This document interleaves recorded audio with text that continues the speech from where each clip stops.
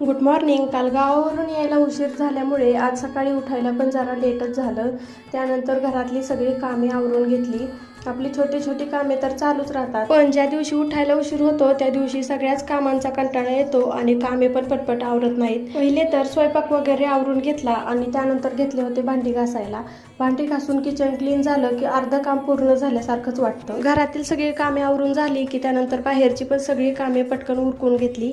देवराजला तर काय अजून साध्या पाटीवरती पण एक दोन काढायला येत नाही, पण त्याच्या मामाने इकडे त्याच्यासाठी आणली होती एक इलेक्ट्रिक पाटी. आधी तर मीच वापरून पाहिली. इलेक्ट्रिक पाटी आहे म्हटल्यावर व्यवस्थित चालतीये का, पण खरंच खूप छान पाटी आहे आणि पहिलीच्या दुसरीच्या मुलांना अभ्यास करायला तर खरंच खूपच सुंदर आहे. त्यानंतर इकडे आमच्या गवारीचा पहिला तोडा झाला होता, त्यामुळे गवार तोडून आणलेली, पण पहिलाच तोडा असल्यामुळे ती काही जास्त निघली नव्हती आणि एवढीच विकायला कुठे घेऊन जाणार म्हणून ती ठेवून दिली फ्रीजमध्ये. म्हटलं इथेच द्यावी शेजाऱ्यांना थोडी थोडी. त्यानंतर काल गावावरून येताना मी डीमार्टमध्ये गेले होते आणि पहिल्यांदाच डीमार्टमध्ये गेले होते, त्यामुळे काय घ्यावं म्हटलं, उन्हाळा आहे तर एक आईस्क्रीमचा डब्बाच घ्यावा.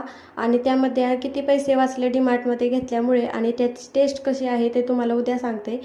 गावावरून आल्यावर दुसऱ्या दिवशी भले मोठे कपडे तर धुवावेच लागतात. त्या सकाळी कपडे धुतले होते, त्याच्या घड्या वगैरे करून ठेवल्या. तुम्ही अजूनही सबस्क्राईब केलं नसेल तर आताच सबस्क्राईब करून घ्या. चला तर भेटूयात उद्याच्या ब्लॉगमध्ये. तोपर्यंत बाय.